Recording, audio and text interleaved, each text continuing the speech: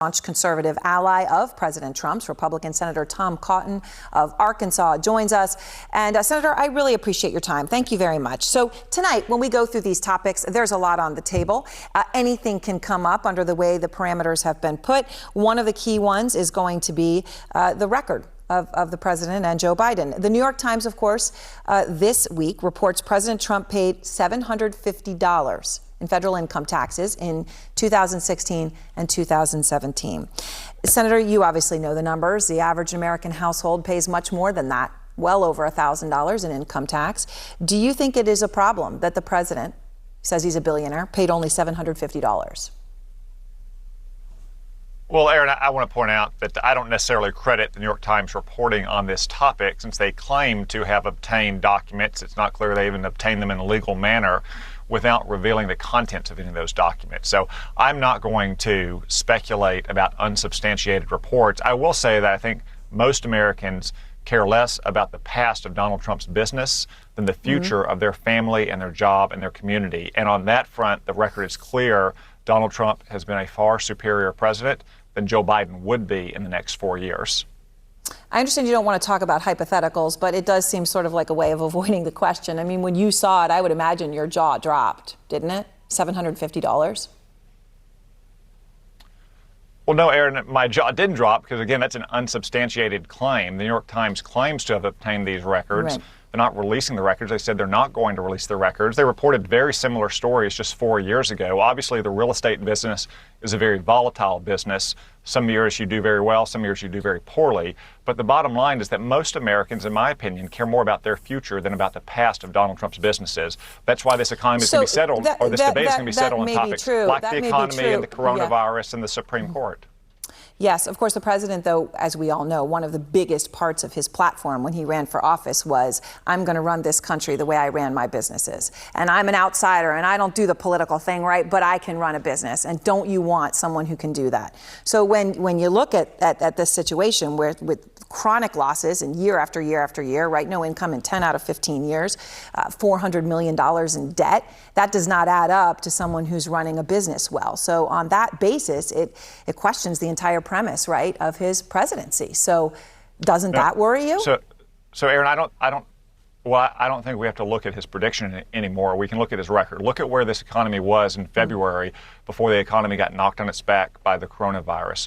We had record low unemployment. We had working class Americans' wages growing at the fastest rate they had in decades, growing much faster than wealthy persons' wages were growing. So they're finally sharing in our common prosperity. Now, obviously, we're still recovering from the coronavirus recession. Just like the rest of the world, there's no country that escaped this severe recession. So the real question for Americans tonight is going to be, who do you trust to build back our economy?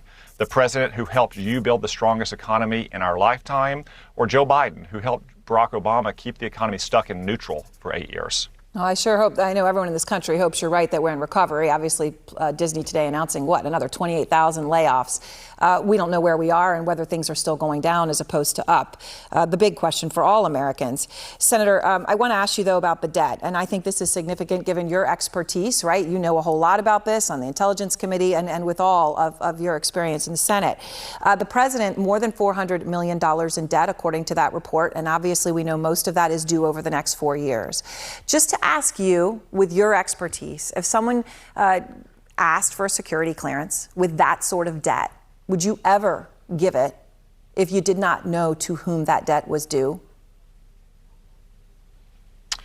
Erin, again, you're speculating based on records the New York Times purports to have analyzed correctly.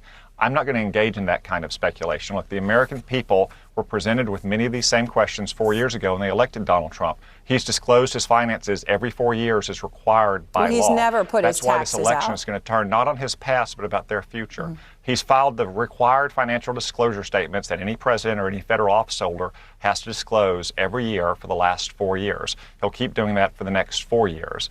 That's why I believe the American people are more concerned about their future, about their finances, than they are about the finances of Donald Trump's businesses. I do think, though, it's extremely relevant when you talk about someone who has a security clearance and can know every single secret in this country, right, and is $400 million. He owes this to somebody. right? Now, I understand you want to keep questioning the report itself, but my question is, if someone is in that sort of debt, in your role on the Intelligence Committee, would you be okay giving a security clearance to that person, not knowing to whom they owed that money? Erin, the president, any president, holds his security clearance, obviously the highest permissible, because of his election to the office. And again, this report is speculative. We don't know what the real records are. One thing we do know is that there was no evidence of any kind of significant debt to Russia or Russia being behind significant financing. I suspect if it was, that would have been in the lead paragraph in the New York Times, and that your network would have been running with it frequently over the last 2 days. So for all those who spent the last 3 years saying that Donald Trump was somehow beholden to Russia, this report suggests that that's not the case. It never has been the case. Well, it actually doesn't explain it at all, because we don't know who he owes that money to. Senator, why shouldn't he put out that information, right? His tax returns and the information that would show who he owes that money to. You're saying this puts that to rest. Well, it absolutely doesn't. We don't have any idea to whom he owes that money. Erin, the president has repeatedly filed the financial disclosures required by law. He did not disclose those taxes 4 years ago. He said he was being audited. He says he's still being audited. And the American people elected him nonetheless because they wanted a president who would help working class Americans, who would turn around some of the terrible trade deals that Joe Biden helped bring into being, who would finally stand up for working class Americans as opposed to rich Americans in Wall Street. That's what Donald Trump has done for the last 4 years. Joe Biden is not going to do that for the next 4 years. And that's why I think this debate tonight is going to focus on the future. So, Senator, the president has suggested for months that Biden's mental acuity makes him unfit for office, right? He's done his basement beat there. But now his campaign says in a memo that went out to his allies, I presume you among them, quote, do not underestimate his abilities in a debate, referring to Biden, saying, look, he's had decades of experience at this. Do you think it was a mistake for the president to lower expectations so much for Joe Biden tonight? Well, Erin, Joe Biden has a pretty good record when it comes on one-on-one debates. Now, last year when he was in a multi-candidate debate and he debated his current vice presidential nominee, no, he didn't do so well. But this spring when he was debating Bernie Sanders, I thought he beat Bernie Sanders pretty handily. He won in 2012 against Paul Ryan. He more than held his own against Sarah Palin in 2008. Joe Biden's been in Washington for 47 years, so he should perform well. Now, if he has to defend his own record and the Obama-Biden record, may not do so well. But I think that Joe Biden is going to come out tonight and be prepared to debate. But I do believe that Donald Trump is going to beat him because of his superior record on the issues and the fact that Donald Trump will be better for working Americans over these next 4 years than Joe Biden would be. All right, Senator Cotton, I appreciate your time. Thank you very much. Thank you.